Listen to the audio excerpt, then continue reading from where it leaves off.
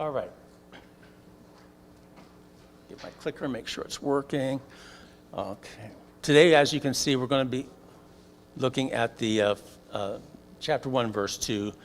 And go ahead and get your Bibles, whatever you use for a Bible, phone, whatever, and turn to it, because I'm going to be reading a chunk of it. And another bit of introductory work.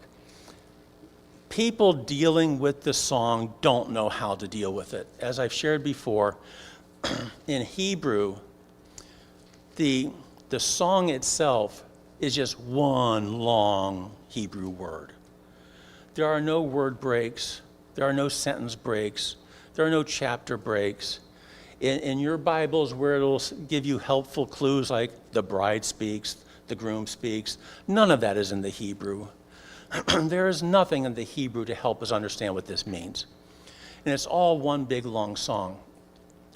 And over the centuries, and we'll see this a little bit more closely in a minute, over the centuries, people have been trying to figure it out. And some will say it's one long song, one narrative, one drama beginning to end.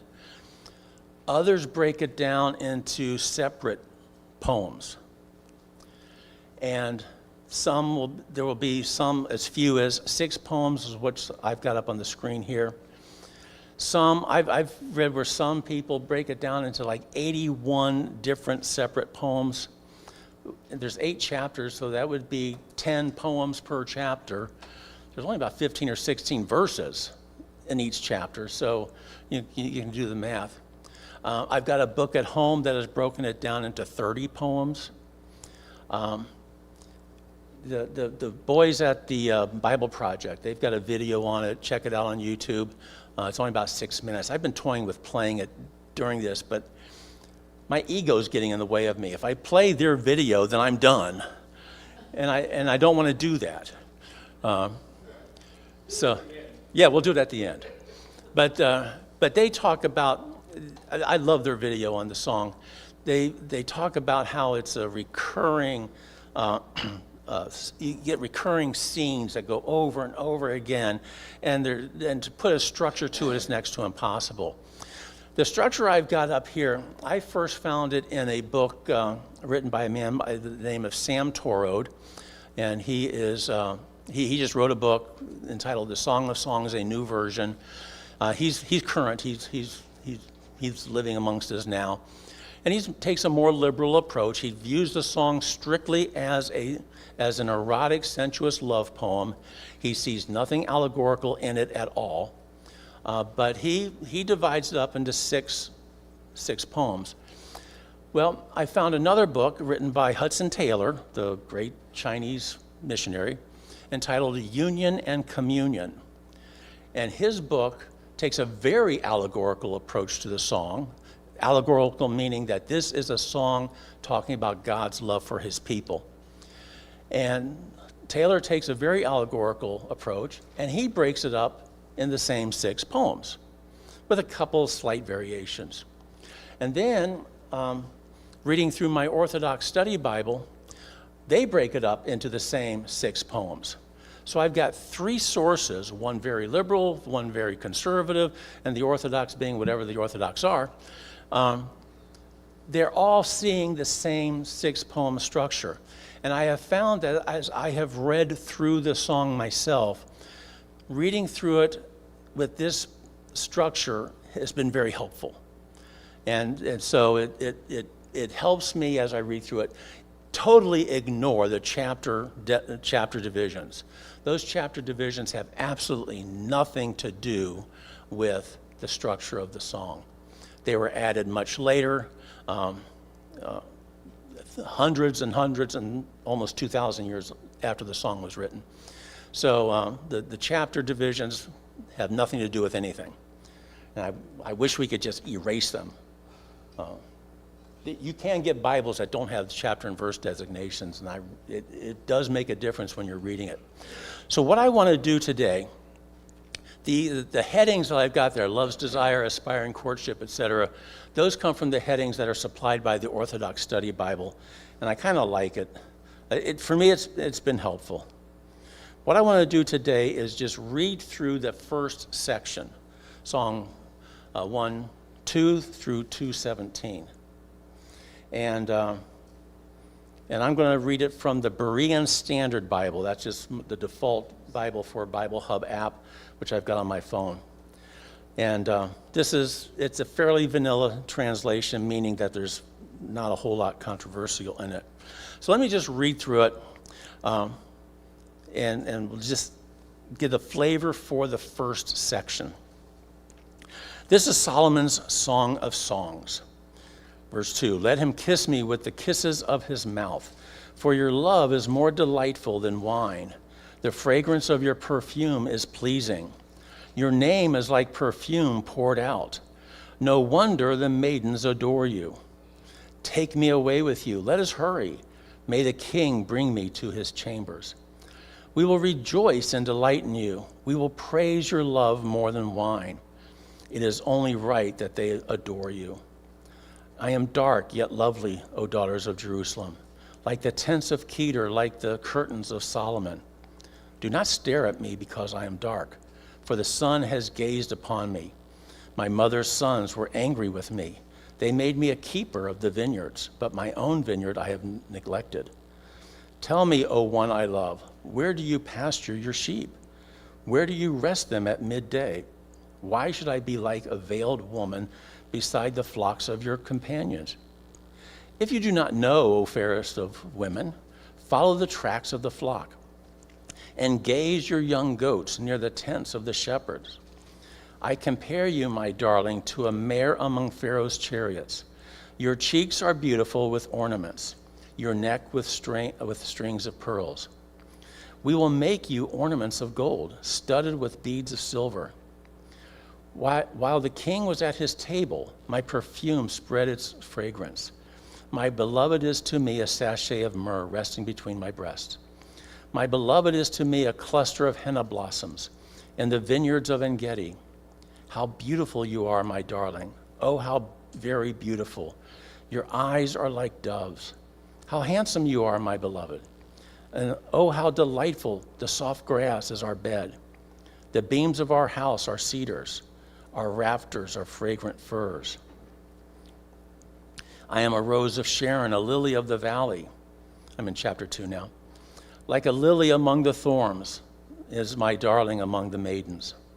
Like an apple tree among the trees of the forest is my beloved among the young men. I delight to sit in his shade, and his fruit is sweet to my taste. He has brought me to the house of wine, and his banner over me is love. Sustain me with raisins, refresh me with apples, for I am faint with love. His left hand is under my head, and his right arm embraces me.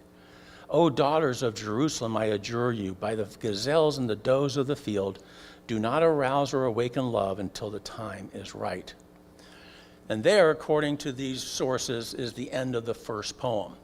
And the second poem begins, listen, my beloved approaches. So that could be an event taking place sometime after the first, or it gets even more confusing than that. But, and so we've got that first poem.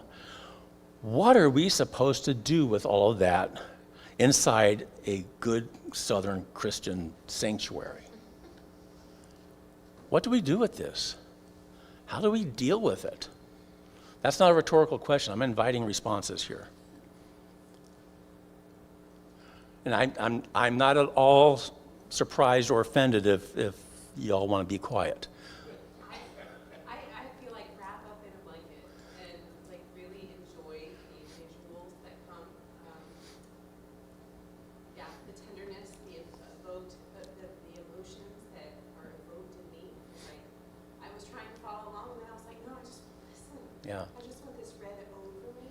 Yeah. So that was really special. So thank you for that. Okay, so the response for those of you online who couldn't hear is that, let me try to capture that.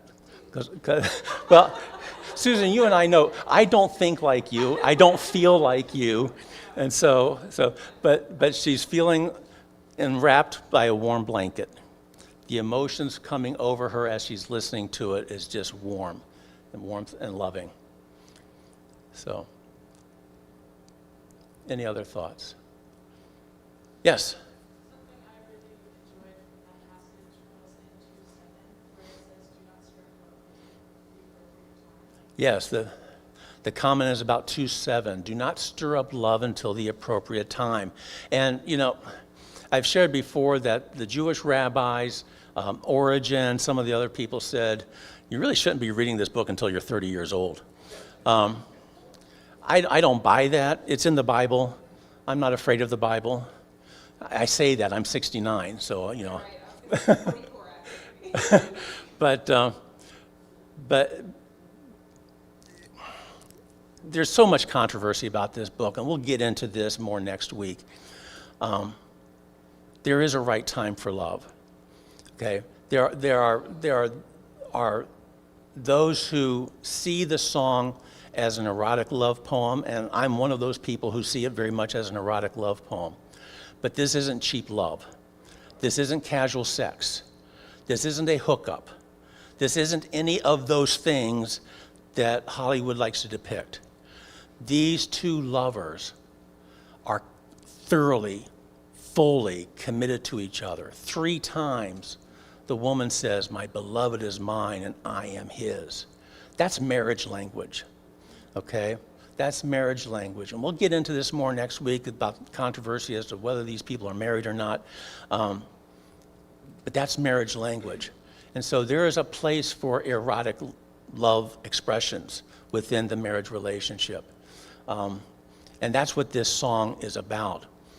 That passage that you just mentioned, chapter 2, verse 7, it gets repeated several times throughout the song.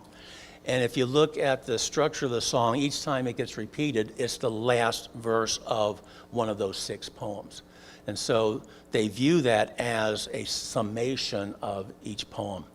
So, assuming, and this is a big assumption, you'll see up there on the screen that the 3rd poem appears to be a wedding procession. If that's the case, the 2 lovers may not be married until you get to chapter 3 or chapter 4.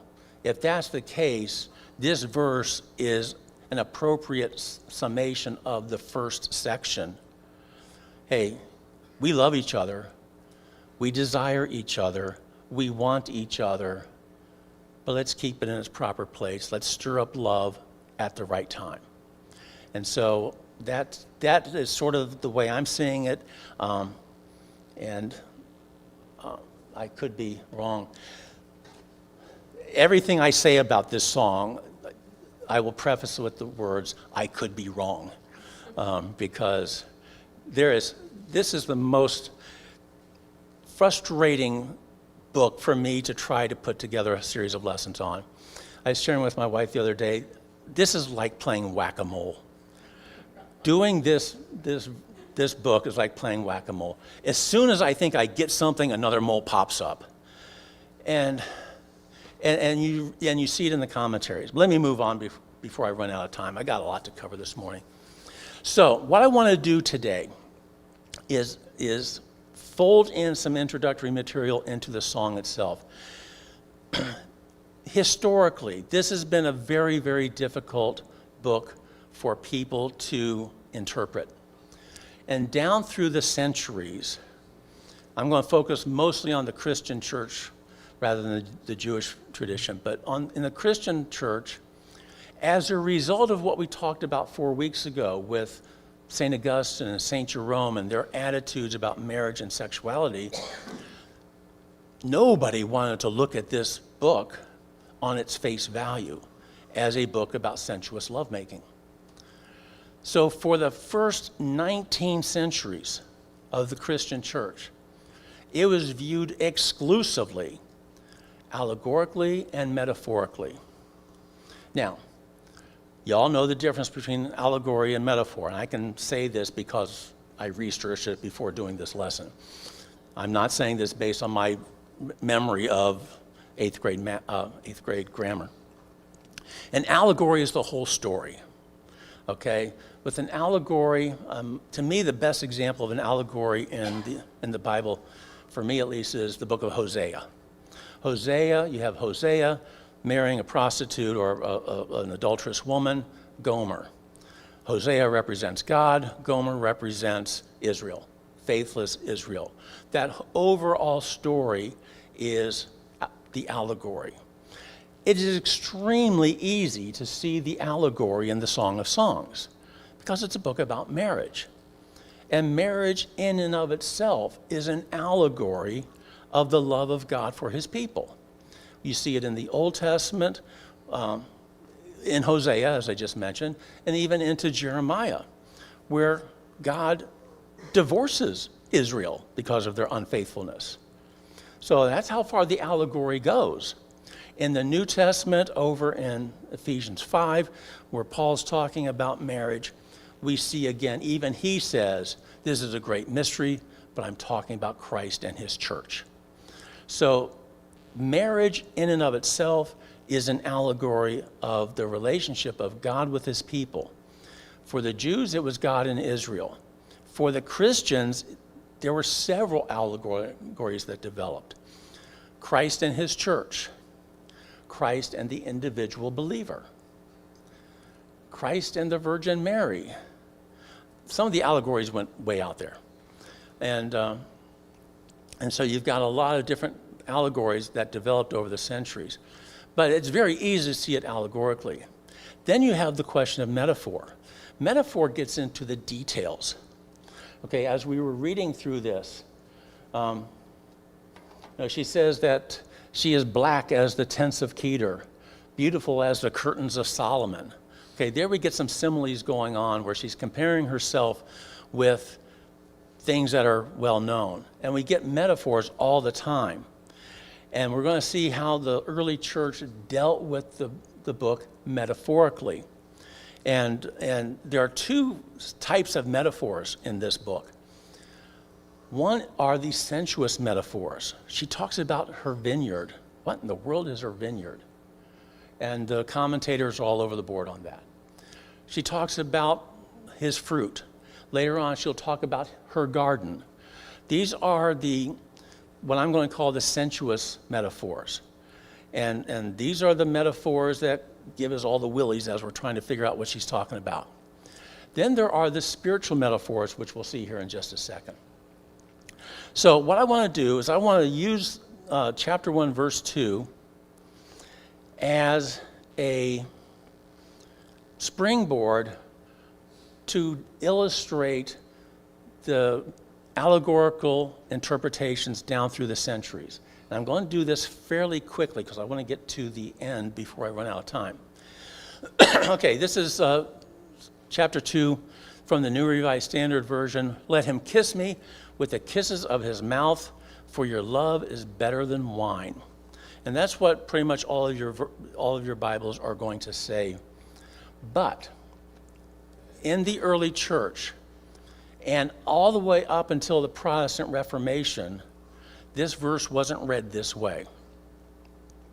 You had the Septuagint, which was the Greek translation of the Hebrew Old Testament, done about 250 BC. And that was a total Jewish work. But the Septuagint essentially was the Old Testament at the time of Christ. If you were a Greek-speaking Jew, your Old Testament was the Septuagint.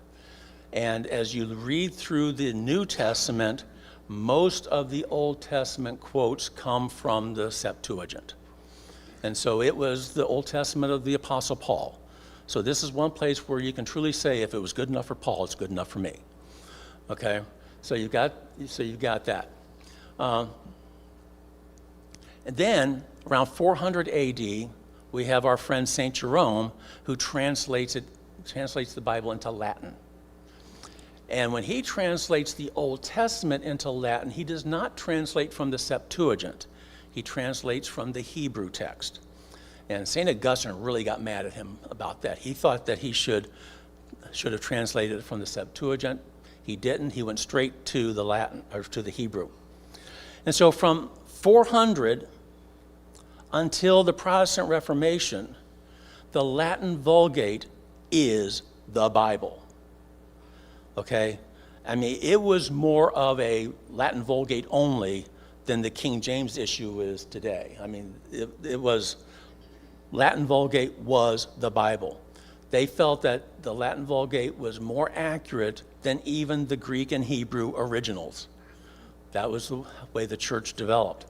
And that was the case for 1,100 years until we get into the Protestant Reformation. I say all that to say that when the Septuagint translated chapter 1, verse 2, and when Jerome translated it, they came up with this: "Let him kiss me with the kisses of his mouth, for thy breasts are better than wine." Several weeks ago, we talked about the Hebrew word that is translated there as breast as opposed to love in the first one. You got love up there, breast down there. And as we shared, just by way of quick review, Hebrew had no vowels. And so the word that was translated here, or the word that was used in Hebrew, was essentially, and I'm way oversimplifying, DD. Dad, dud, dude, did, dowd, dode. Depending on what vowel you put between those two Ds, you can get a whole wide range of differences. Well, the word dode is a Hebrew word for love, a burning, passionate love. That fits here. The word dad in Hebrew is the word for breasts, and that fits here as well. The Septuagint translators chose to translate it as breasts. The Latin Vulgate, translated by St. Jerome, translated it as breasts. So from about 200 BC until 1539 AD, this was the only translation you would ever see of that verse. And so this affects the comments by the early church fathers. When they're commenting about this, at first, they're trying to explain what the breasts mean. Okay? So what I'm going to do now is I got about 10 slides here of quotes from various commentators. I'm going to go through them somewhat quickly, and so we can get to the meat of this. Okay? I'm going to do generally in chronological order. So we start off with Hippolytus of Rome. Hippolytus of Rome, he's a good Christian interpreter now. He's before Augustine, before Jerome. He's around the time of Origen and Clement of Alexandria. He says this: "When it says your breasts are better than wine, it signifies that the commandments of Christ delight the heart like wine." So he's giving a metaphorical representation of the breast right from the get-go. Okay? He's giving just a metaphorical explanation. The breasts represent commandments. And this follows along with one of the Jewish treatments of the text. There was an Aramaic Targum written by a Jewish guy, and the Targum was basically a paraphrase of the song. And it's very paraphrasistic, if that's the right word. But it refers to the breasts as the 2 tablets of the law that Moses brought down. So we have this metaphor of the breasts representing the commandments or the 2 tablets of the law. Gregory of Nyssa, 394. This is about the time of Augustine. I don't know that Gregory and Augustine had any contact with each other. Gregory was on the east, Augustine was in the west. It says here, "Your breasts are better than wine," signifying by the breasts being the heart. So as Gregory of Nyssa sees it, the breasts are a representation of the heart. And then I'm just going to fast forward to the 19th century. Adam Clarke, he is just summarizing what all these early church fathers were saying. By the time of Adam Clarke, the translations are reading love rather than breasts. But he has this in his commentary. The versions in general translate dodeca, that's that Hebrew word, and there the vowels are inserted, but they weren't in the original. The versions in general translate dodeca, thy breasts, and they are said to represent spiritually the Old and New Testaments. Now, that makes sense from the 19th century. You're giggling. Sorry. Come on, we all want to laugh a little bit about that. Yes. I mean, this is the way people were thinking. Now, here's what's interesting, and this is one of the things that our Jewish friends will constantly point out about Christian interpretations of the song. The Christian interpretations of the song presume Christianity. The song was written long before Jesus came around. So if the breasts are representing the Old and New Testament, how would they know this when they're reading it in 400 BC? So that's, and there are many commentators, the comment was made that it was prophetic as well. And there are commentators who will make that very point spiritually. Spiritually speaking, they're saying that there is a lot of prophecy in this. And it's looking forward to Christian things. This gets wild. Okay, let me go back in time a little bit. Okay, Jerome. He sees two different things in the breast, and he's the guy who translated it. I see two attributes that by coming together are made one.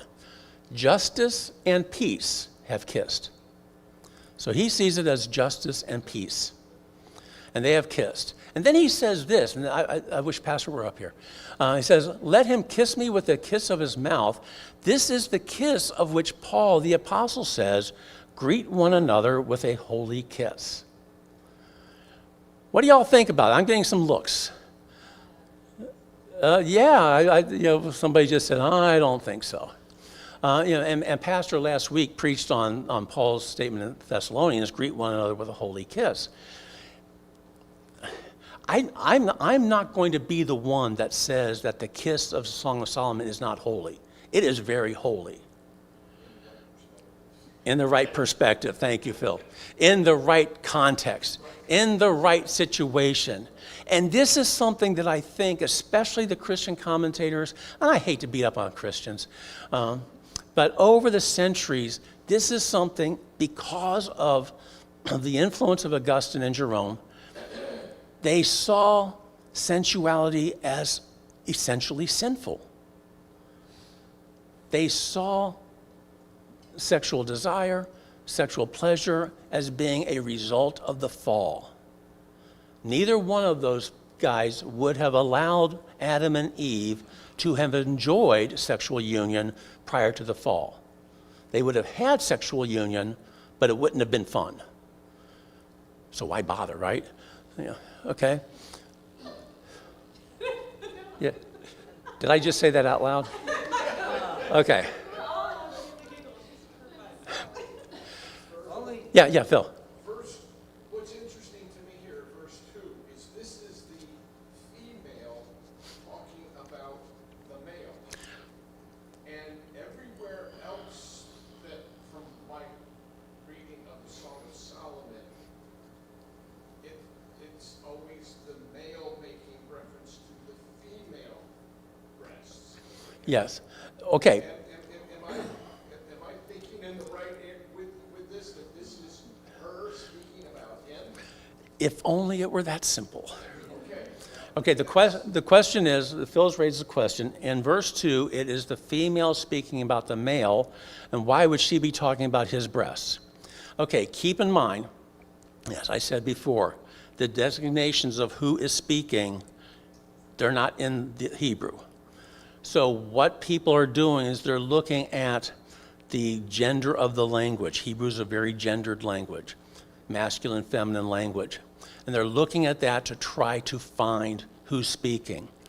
If you read it the way the Septuagint and Jerome is reading it, then you've got a change in speaker from the first sentence to the second. The bride says, let him kiss me with the kisses of your mouth, and then the groom says, for your breasts are better than wine. So you've got a change in speaker there, if you take it that way, and some people take it that way. Some people, some of the commentators say, no, it's the bride speaking, and she's talking about God's breasts. God's chest, his heart. And so some of the commentators put it that way. This is one of the reasons why breast is not an accepted translation today. The Net Bible points out that whatever that Hebrew word means, whether it means love or breasts in verse 2, in the Hebrew it's a masculine word. It is a masculine word in Hebrew. But for 1,500 years, the Christian commentators accepted that it meant breasts, and they're looking for ways to explain it. Okay. And again, as I said, to me, the kiss of the Song of Songs is very much a holy kiss, but it's not what Paul's talking about when he writes to the church of Thessalonica. Yes?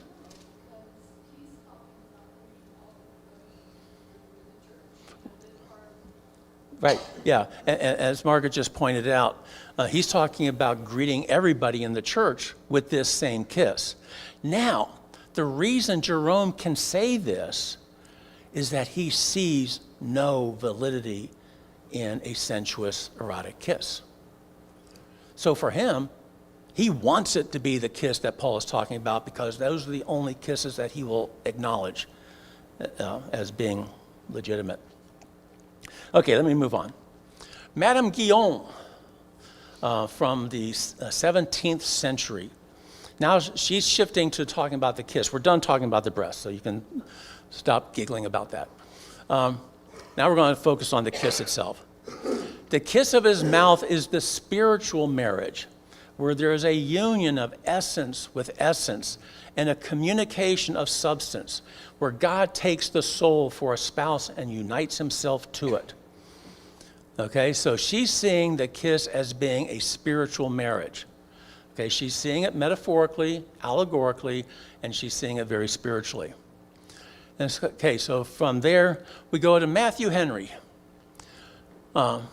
Everybody quotes Matthew Henry, right? The kisses of his mouth mean those assurances of pardon with which believers are favored, filling them with peace and joy in believing and causing them to abound in hope by the power of the Holy Ghost. Okay? So he's seeing it as assurances of pardon. But we're not done. Jameson Fawcett Brown, this is a commentary, it's in my Bible app, puts it this way: kiss being the token of peace from the Prince of Peace. God had in times past spoken by the mouth of his prophets, who had declared the church's betrothal. The bride now longs for the contact with the mouth of the bridegroom himself. And this was a common interpretation of verse 2. That in the Old Testament we had prophets, we had Moses, we had Isaiah, we had Hosea, all those guys. But now we have the real thing. We have Jesus. And so he's looking at the mouth not so much as an instrument of kissing, but the mouth as an instrument of proclaiming truth. And so the mouth had proclaimed truth from the mouths of the prophets, and now the mouth is going to proclaim truth from Jesus himself. In fact, Bernard of Clairvaux, I mentioned him several weeks ago. Bernard of Clairvaux wrote 86 sermons on the first two chapters of the Song of Songs. And he says, I don't care about Isaiah and Jeremiah and Hosea anymore. We've got Jesus. He went that far into it. The prophets are just a shadow of the things to come. We have the reality now in the person of Jesus. There's truth in everything that these guys are saying. When we're dealing with allegory and metaphor, one of the things that we have to deal with is the distinction between the metaphors that we see and the metaphors that were intended by the writer. And that's where things get really hinky. We're all going to see metaphors in a whole wide range of ways. There was one that came up in the play Pelagius the other night. Pelagius was one of his heresies, one of his anti-Augustine beliefs, was that he did not believe in original sin the way Augustine the way he presented it. He believed that human beings are essentially good, and that we still sin, but we're not born sinful the way Augustine would have said it. The way Augustine put it was, the moment you're born, you deserve to burn in hell forever, not because of anything you've done, but because of what Adam did. And Pelagius didn't buy that. And Pelagius took the view that the sin was something that developed in us. Yes, we deserve God's punishment for it, but we deserve punishment for our sin, not so much for what Adam did. And so at one point in time, it gets convoluted. I'm going to oversimplify it. There's a story where a girl is asking, are we really good inside or are we bad? And at the time, she's holding a flower. And this flower has some sort of a disease on it. And the story goes, the girl's blind. What are you feeling on the flower? I just feel this crusty stuff on the flower. And the answer is, well, that's not the flower. That's the disease on the flower. The sin within you is not you. You were created in the image of God. You are good. The sin is the disease on you.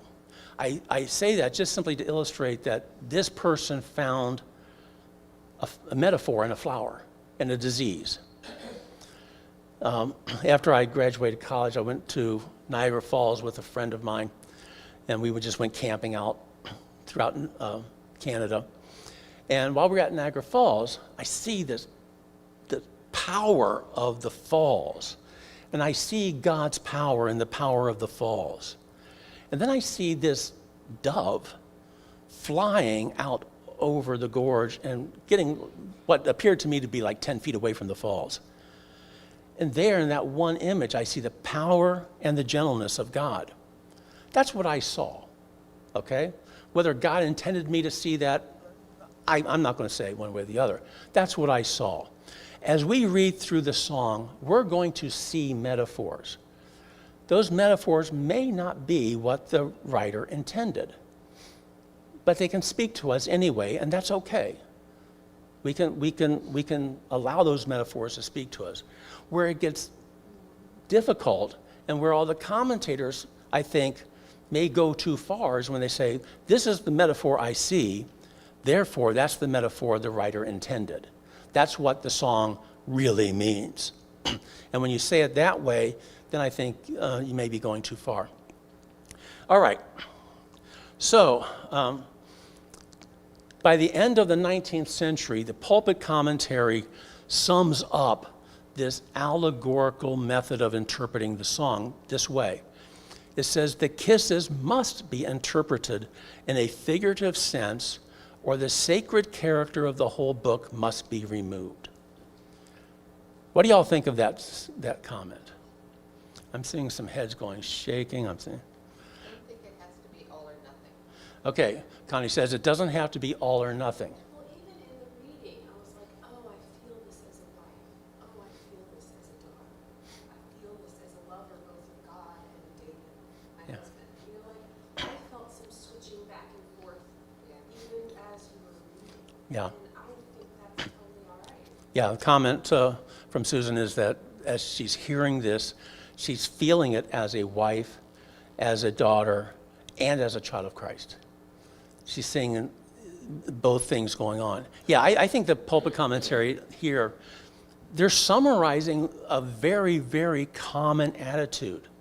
And we see this even in commentaries today, that this is either an allegory of God and his love, or it's a sensuous love song, but it can't be both. Yeah, Margaret. And he's saying that if it is a sensuous love song, shape or form, then it takes away the sacred character of the book. Right. As Margaret points out that if it is a sacred, if it is a sensuous love song, then it can't be sacred according to the pulpit commentary. Yeah, Steve, and then I'll come back to you.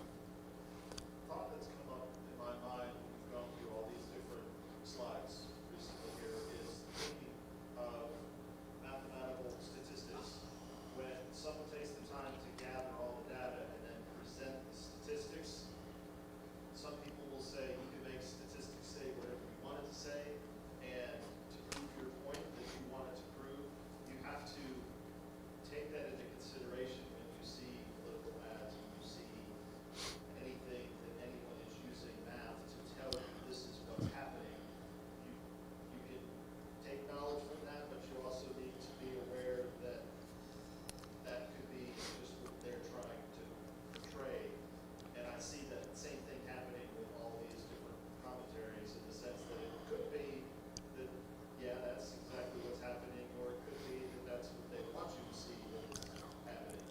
Yeah. Steve is pointing out that from a mathematical standpoint, you can take statistics basically to mean whatever you want. You know, there are lies, there are dang lies, and then there are statistics. And as the proverb goes, there was one of the commentaries put it this way: in short, the rather big problem with allegorizing the song is that the text means whatever the allegorizer wants it to mean. And that is one of the big problems. Yes, and I'm sorry, I've forgotten your name. I haven't been here in a while. So what's Alicia? Okay. But what I was just going to say is, I think the reason why it's so easy to see this as either a sensuous series of poems or as allegorical for like Christ's relationship with the church and this, that, and the other, is because a holy marriage, a marriage that is reflecting God's will in marriage, is going to reflect the church and Christ's relationship with the church. And I think very much so, like people have been saying, it doesn't have to be either or. And to see it as either or takes away from the value of whatever the other one is that you don't like as much.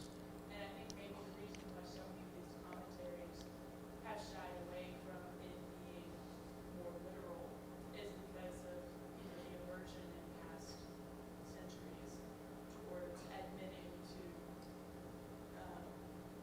I guess, more erotic, passionate love as being of God or good, no matter what the context is. Yeah, and so what Alicia just said, to summarize for those of you on YouTube, and I love the way you put it, that to take it, you want to see it as an either or, but to do it that way takes away from what the other side is saying. If it is an either or, if this is either sacred or sensuous, then that means it can't be sacred or sensuous, depending on which way you're coming from. And I've seen these attitudes expressed. I mentioned the book that Sam Torode wrote. In it, I mean, he has gone so far over here saying it is such a sensuous story that there's no allegory in it at all. And I'm sitting there thinking, you know, are you blind? And then I'm seeing a comment like this: the kisses must be interpreted figurative sense, or the sacred character of the whole must be removed. And I'm thinking, are you blind? And the answer is yes to both.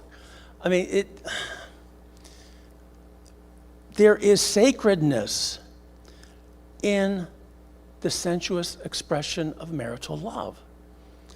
And we have spent the last 16 centuries since Augustine and Jerome trying to recapture that. I mean, their attitudes towards marriage and sexuality pervaded the church, even up through the Protestant Reformation. We like to think that Luther got it all right. He didn't either. I mean, Luther, yes, he started exalting marriage. I mean, Jerome saw marriage as second class, okay? Luther exalted marriage. He got married himself after he got excommunicated. And even he said he was disturbed by what he called the monstrous interpretations of the Song of Songs. But he interpreted with his own allegory. He saw it as an allegory of the peace between King Solomon and the people of Israel. He saw it as an expression of governmental peace between the government and the people. I think that's as far out there as anything else. But that's the way he looked at. Okay, so let me move on. I'm going to get through this. Okay. So we've got, by the end of the 19th century, we've got this sentiment. During the 19th century, as I mentioned before, we start having discoveries of other sensuous love poems. Up until this point in time, the Song of Songs is unique in the known literature of the world. During the 19th century, we start discovering songs from ancient Egypt, perhaps composed while Israel was captive in Egypt, of ancient love poems. And we start seeing Sumerian love poems, being discovered, which are even older, 3,000 years BC. And suddenly, scholars start realizing the Song of Songs isn't unique. There's a whole bunch of sensuous literature out there. And so what happens is the attitude toward the song, the pendulum swings back this way. So that by the turn of the century, people are now starting to read it literally, sensuously, erotically, and not at all allegorically. And this is reflected in a comment by a man by the name of Cyrus Adler. Cyrus was a Jewish teacher, educator. I don't think he was a priest or rabbi or anything. He was just a Jewish educator. And this comes from a contribution that he made to Funken Wagnall's encyclopedia about the Song of Songs. And he says this, to summarize the beginning of the 20th century: the song is now taken almost universally to be the celebration of a marriage, there being in fact no hint of allegory in the text. So he's taken his position, the pendulum, way over here. Now, as I said before, the fact that the song talks about committed love between two people who end up at least being married, that by itself is allegory.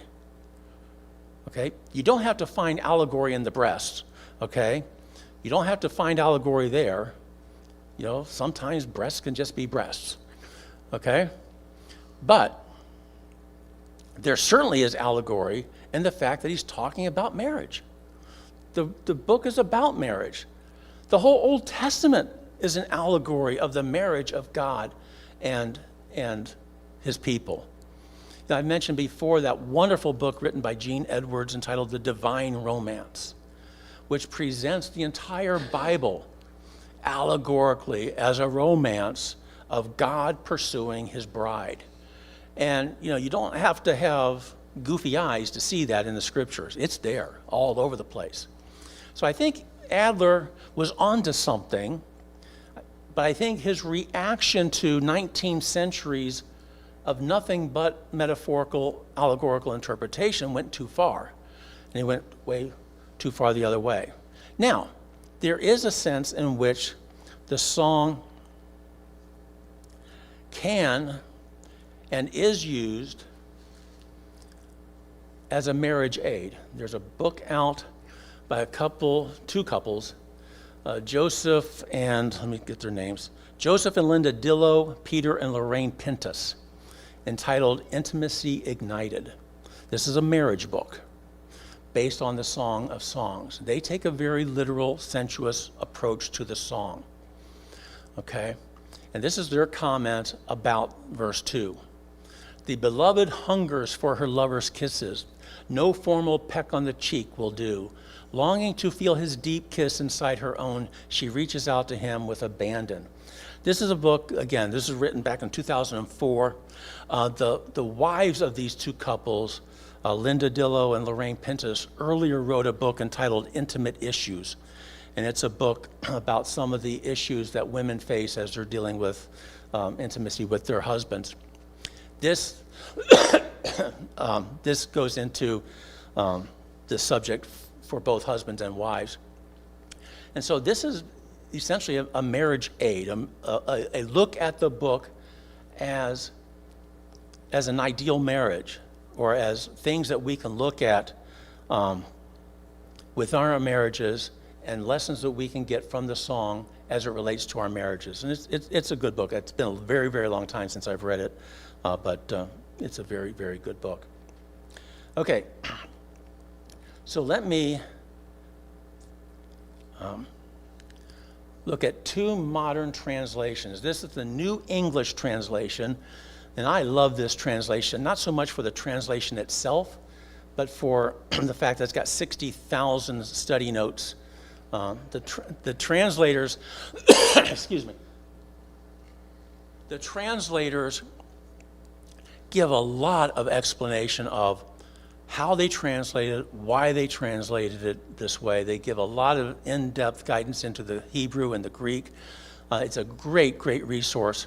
In fact, you can get it online at, netbible.org. netbible.org. And you can get it online, have the text and the notes. It's a wonderful resource. So you can read it for free online. You can buy a hard copy, which I've done as well. But this is the way they translate it. Oh, how I wish you would kiss me passionately, for your lovemaking is more delightful than wine. Two things to highlight there. That word passionately isn't in the Hebrew text. Okay? They've added that.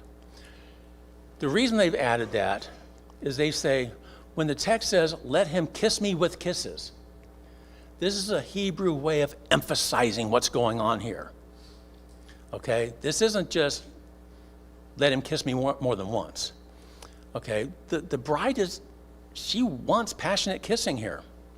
And that's what she's trying to convey. And so the Net Bible conveys that. And what I have found as I've read through the Song of the Net Bible is that the Net Bible conveys more than other translations, I think, some of the sensuous passion that's going on here. So if you want to read the song from the standpoint of a marriage relationship and looking at the sensuous side of it, you've got this. On the other side, going the other way, is the Passion Translation, which says it this way: let him smother me with kisses, his spirit kiss divine. So kind are your caresses, I drink them in like the sweetest wine. I said there were two things to point out, and I didn't get the other one. On the Net Bible, it has lovemaking up there for love, and in the Passion it says caresses. Both are accurate. That word that gets translated as either breasts or love is in fact a plural word, dodim. It's a plural word. And so a lot of translations will have it loves, plural, for your loves are more delightful than wine.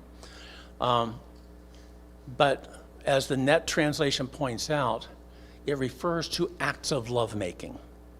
Acts of lovemaking. So the Passion picks that up very well with caresses, for your caresses are more. But on the Passion Translation, what surprised me as I was reading through the Passion Translation was that how metaphorical, allegorical it is. It's a very allegorical, so much so that if you're hesitant to share the Song of Songs with your teenage kids, Passion Translation is a great one to use because it's not as sensuous and erotic. It is very allegorical, so much so that it's referring to the kisses as his spirit kiss divine. And here's what the translator says here. The spirit kiss is what made Adam, the man of clay, into a living expression of God. Dust and deity met when the Maker kissed his spirit wind into Adam. The Word of God is the kiss from the mouth of our beloved, breathing upon us the revelation of his love. And so, again, this is what the translator, his name is Brian Simmons, the translator of the Passion, this is the metaphor that he sees in the kisses. And again, he's seeing it very allegorically, very metaphorically. I don't say that as criticism. I'm just saying that's what he is seeing, and it's legitimate as that's what he is seeing. Okay? The Net translators are seeing it more sensuously, erotically, and that's the way they're presenting it. As we go through the song from here on out, I'm going to be drawing from both the Net and the Passion to see the contrasting views of how they approach this. Again, not to say that one is right or the other is wrong, but simply to say, even in the 21st century, we have the two sides represented in the way it's presented. And even saying two sides is probably too strong. There, again, the allegory is legitimate, and the sensuality is legitimate. They are both represented in the song. And when I hear a translator or a commentator trying to poo-poo the other one, then I tend to turn my ears off to them. Okay, I do have a couple more slides. I'm just going to leave it at that, because with Steve's comment, we actually got to where I wanted to go before. So, any closing comments? Yeah, Ron. Well, actually, as a new farmer, and if you were to ask Matt, what's a metaphor? He would say for cows. Cows? A metaphor. Oh, it's so very bad. Okay. For those of you watching online, you'll be happy that you can't hear what Ron just said. So it was just a bad pun. So, let me close this in prayer. Father, we thank you for the Song of Songs. I thank you for this song. We're 2,500 to 3,000 years removed from when this song was written. And so for any of us to say this is what the song means is a bold step, I believe, of some arrogance. And I'm not about to be the person to do that. But I do thank you that there is enough in this song that you can use your Spirit to teach each one of us what you would have us to learn. And so I pray that you will continue to do that as we move along. And I pray, Father, that you will take this song and help us to see the love that you have for each one of us, because that is clearly represented here, and the love that we can have for each other, as that is represented here, and the love that husbands and wives can share, for that is very clearly represented here. And I pray, Father, that you would just fill our hearts with an appreciation for your love and for all that you have created. And just thank you for this. Father, I pray that you will be with us as we go into the service, be with the worship team as they lead us into your throne, be with Pastor as he brings us a message on discipleship. And Father, we thank